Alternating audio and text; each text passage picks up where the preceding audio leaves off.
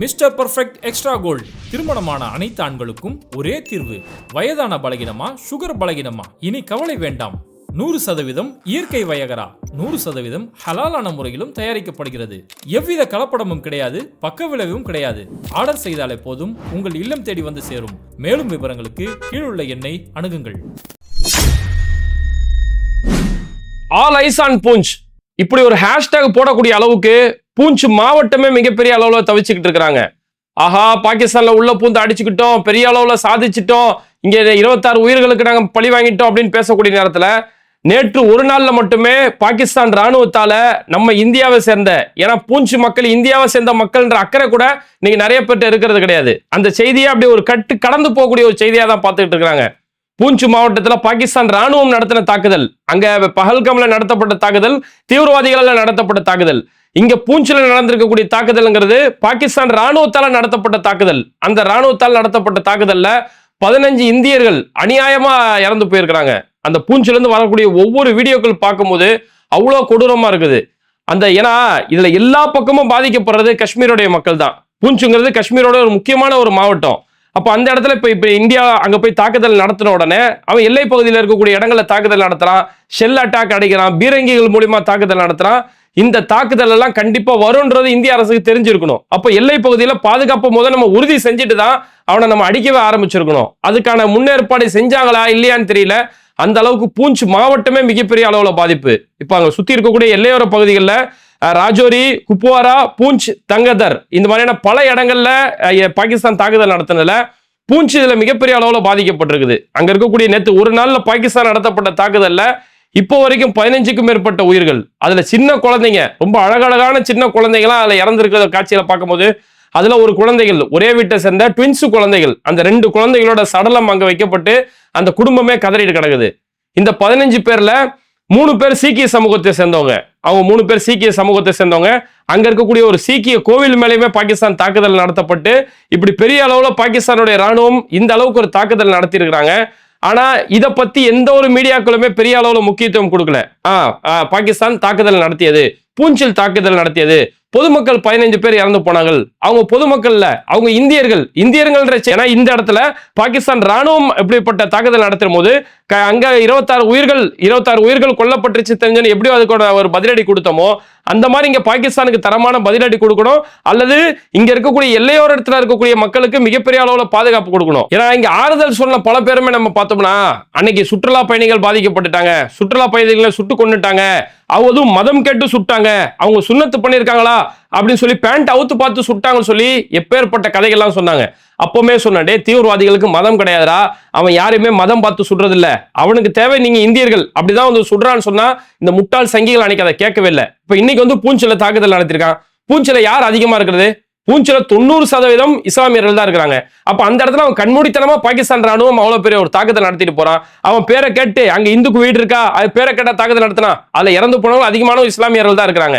அப்போ ஒரு தீவிரவாத தாக்குதல் நடக்குதோ இல்ல ஒரு நாடு தன்னோட எதிரி நாட தாக்குதல் நடத்துறான் அப்படிங்கும் போது அவன் யாருமே மதம் பார்த்தோ ஜாதி பார்த்தோ இனம் பார்த்தோ அடிக்கிறதுல அவனோட வெறி தீர்த்துக்கணும். 2 பேரோட அதிகார ஆட்டம் அதுலதான் அடிக்கிறாங்களே தவிர இதுல எங்கேயுமே மதம் பாரபட்சம் பாக்குறது கிடையாதுங்கிறத இப்பமாச்சும் அந்த சங்கிகள் புரிஞ்சுக்கணும்.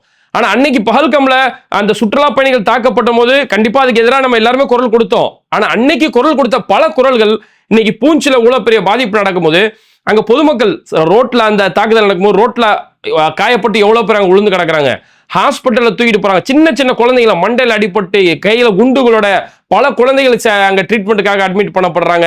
சடலங்கள் பார்க்கும்போது அவ்வளவு கொடூரமா இருக்குது. அங்க இருக்கக்கூடிய வீடுகள்லாம் சின்ன பின்னம் ஆகக்கூடிய அளவுக்கு பாகிஸ்தான் ராணுவம் அவ்வளவு பெரிய ஒரு தாக்குதல் நடத்துறான். ஆனா இந்த பூஞ்ச் அப்படிங்கிற ஒரு ஊரே இந்தியாவில இல்லாத மாதிரி இப்படி சம்பவமே நடக்காம மாதிரி தான் இன்னைக்கு மீடியாக்களுமே சரி, இன்னைக்கு அன்னைக்கு நியாயம் கேட்ட பலருமே சரி இந்த பூஞ்சை பத்தி இன்னைக்கு யாருமே பேசுறது இல்ல.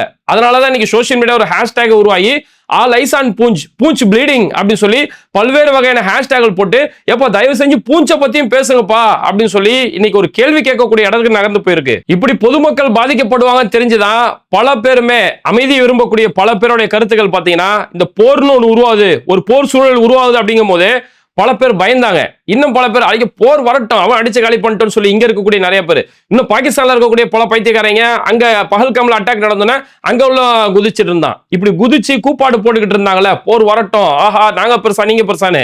அவன் யாருமே அப்படி ஒரு போர் வந்தா பாதிக்கப்படுறது 2 நாட்டுடைய மக்கள் தான் அப்படிங்கறத இங்க எவனுமே யோசிக்கல. இப்ப நேற்று இந்தியாவோட அட்டாக் நடந்ததுக்கு பிறகு அங்க பாகிஸ்தான்லயுமே சரி, பாகிஸ்தான் அரசு சார்பில் என்ன சொல்றாங்கன்னா, அவங்களுடைய 31 பொதுமக்கள் கொல்லப்பட்டிருக்காங்க, குழந்தைகள் பெண்கள் உட்பட 31 பொதுமக்கள் கொல்லப்பட்டிருக்காங்கன்னு சொல்லி பாகிஸ்தானுடைய தரப்புல இருந்து சொல்றாங்க. இந்தியாவோட தரப்புல இருந்து நாங்க தீவிரவாதிகளை மட்டுமே அடிச்சோம், 100க்கும் மேற்பட்ட தீவிரவாதிகள் கொல்லப்பட்டிருக்காங்க. இன்னைக்கு பாகிஸ்தான் தரப்புல இருந்து ட்ரோன் அட்டாக் நடத்தாங்க, 15 நகரங்கள் குறி வச்சு ட்ரோன் அட்டாக் நடத்தினாங்க. அதையே நாங்க இந்திய ராணுவம் துல்லியமா நாங்க தடுத்திருக்கோம்னு சொல்லி இந்திய அரசு சார்பில் தகவல் சொல்றாங்க. இப்ப பதிலுக்கு அவன் நேற்று அடிச்சிருக்கான் இல்லையா, அந்த பூஞ்ச் மாதிரியான பகுதிகளில், எல்லையோர பகுதிகளில் அடிக்கும் போது இன்னைக்கு நம்ம இந்தியாவில் இருக்கக்கூடிய 15க்கும் மேற்பட்ட அப்பாவி பொதுமக்கள் உயிரிழந்திருக்கிறாங்க. 43க்கும் மேற்பட்டவங்க படுகாயம் அடைஞ்சு இன்னைக்கு ட்ரீட்மெண்ட்டுக்காக அனுமதிச்சிருக்காங்க. இதனாலதான் அமைதியை விரும்பக்கூடிய பல பேருமே இப்படி ஒரு போர் சூழல் உருவாகும் போது இதனால பல அப்பாவி உயிர்கள் தான் போவோம், அதனால இந்த போர்னு ஒன்று உருவாகக்கூடாது, போர் எதுக்குமே தீர்வு கிடையாது.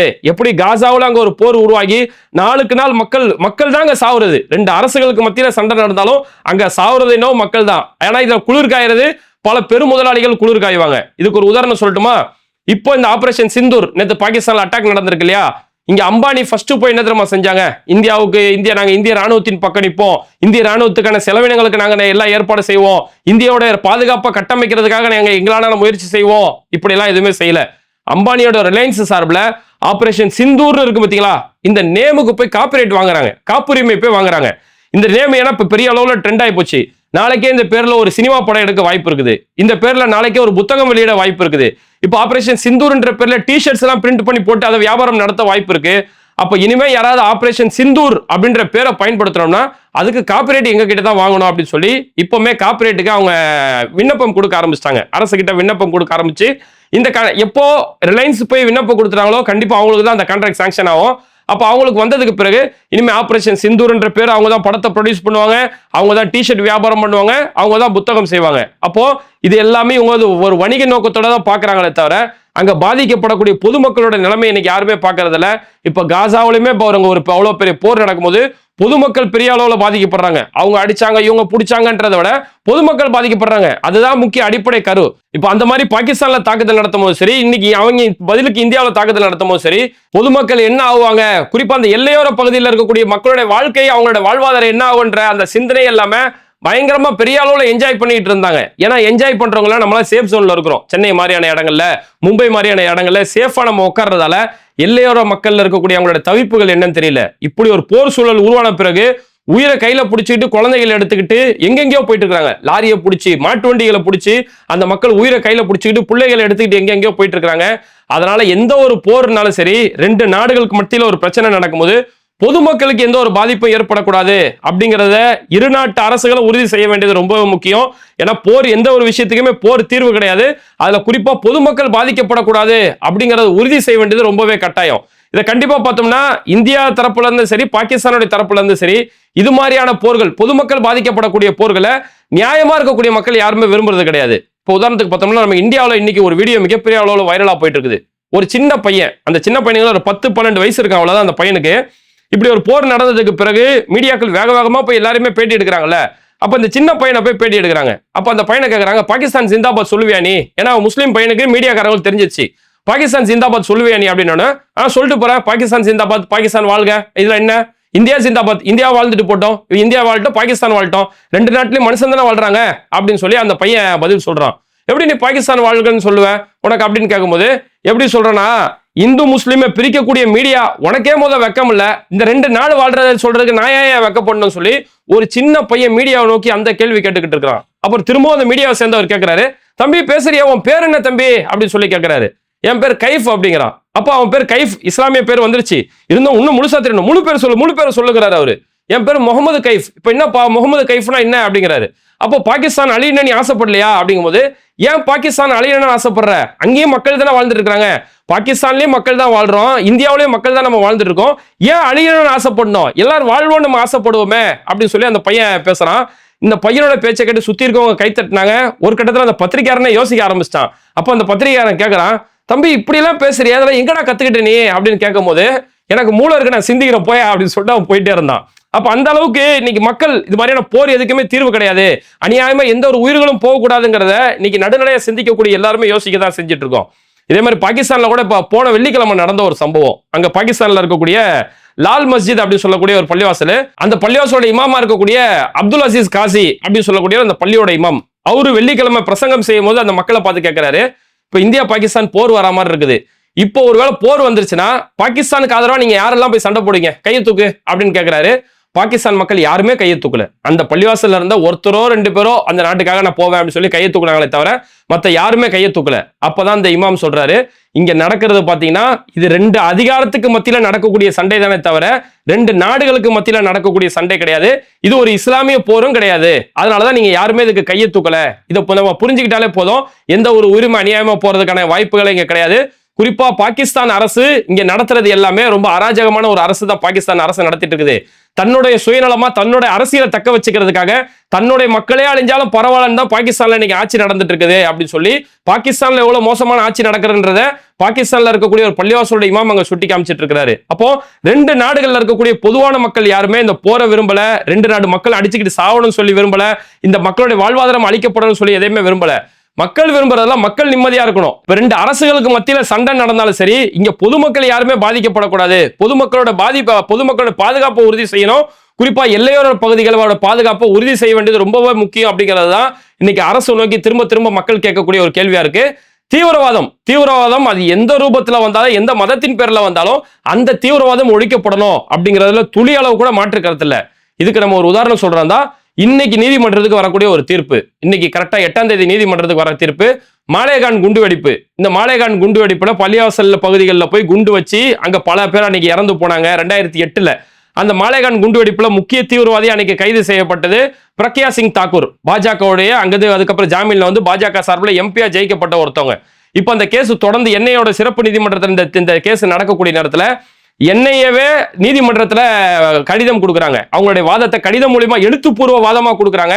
அதுல என்ன சொல்றாங்கன்னா, இந்த பிரக்யா சிங் தாக்கூர் உட்பட மீதி இருக்கக்கூடிய ஒட்டுமொத்த 7 பேருமே தூக்கில் ஏற்றப்பட வேண்டியவர்கள், இவங்களுக்கு தூக்கு தண்டனை கொடுக்கணும்னு சொல்லி என்ஐஏவே தங்களுடைய வாதத்தை கடிதம் வழியா எழுத்துப்பூர்வமா எழுதி கொடுக்குறாங்க. அப்போ இதுவும் தீவிரவாதம் தான். இப்படி மதத்தின் பேர்ல அடுத்த மத மக்கள் வாழக்கூடாது, அடுத்த மத மக்கள் கொல்லப்படணும், அவனோட வழிபாடு தளத்துல போய் நான் வெடிகுண்டு வைப்பேன் அப்படின்னு சொல்லி அடுத்த மத மக்கள் வாழக்கூடாதுன்னு பாக்குறாங்க.